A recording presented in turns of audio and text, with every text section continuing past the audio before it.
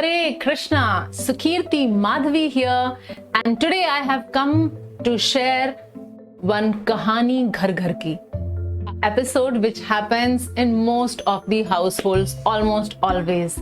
So here it goes.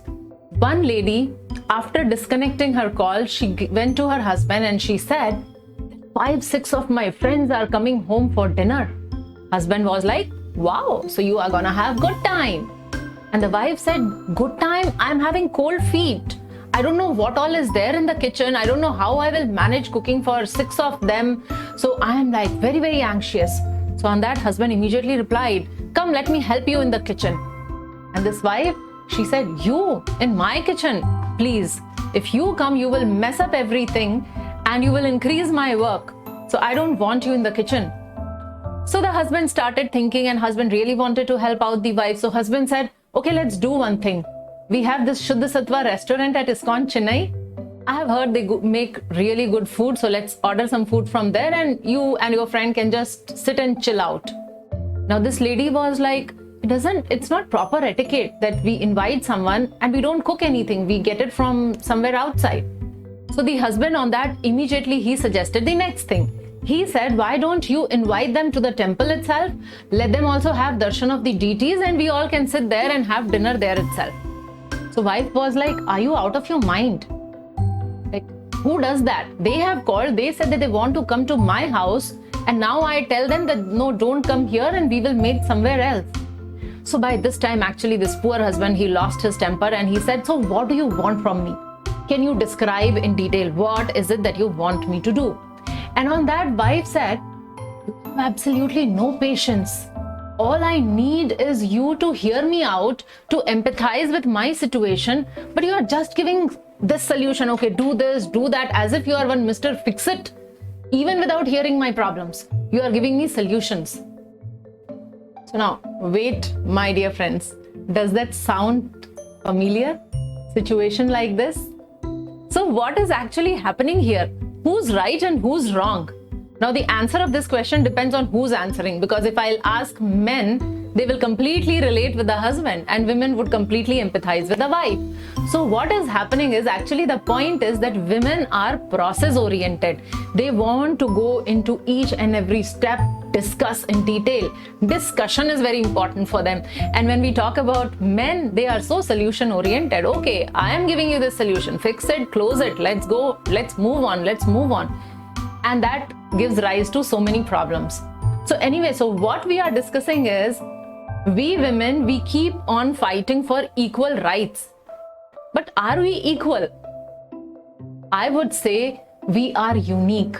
Womanhood is unique, and let's celebrate the uniqueness rather than diluting it with proving who's better and who is not. Because when we start comparing with each other, it is like comparing an apple to an orange. Now, on what grounds can I say apple is better or orange is better? So that is the same mistake what we do when we start comparing the two gender. Actually, the difference between men and women is very, very real, very deep rooted in their basic nature, in their physiology.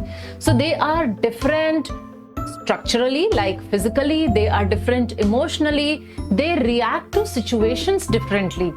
When I say they are different on the basis of the physical structure, for example, men have deep voice and women don't.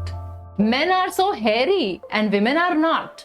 Women are curvy and men are muscular. Men are taller and women are comparatively shorter. Men have bigger and stronger bones, and women, they have this problem that as they start aging, they start losing the bone density very fast. Men have bigger brains, but women have good connections, so they can use both the hemisphere of their brain simultaneously. So as a result, men are like good at focusing at something and achieving result, whereas women excel in multitasking, right? So there are differences. There are like such unique differences that we cannot equate them as equals.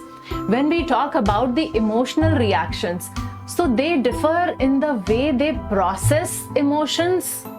and they react to the emotions. Women have higher ability to express emotions, but simultaneously women are more prone to depression.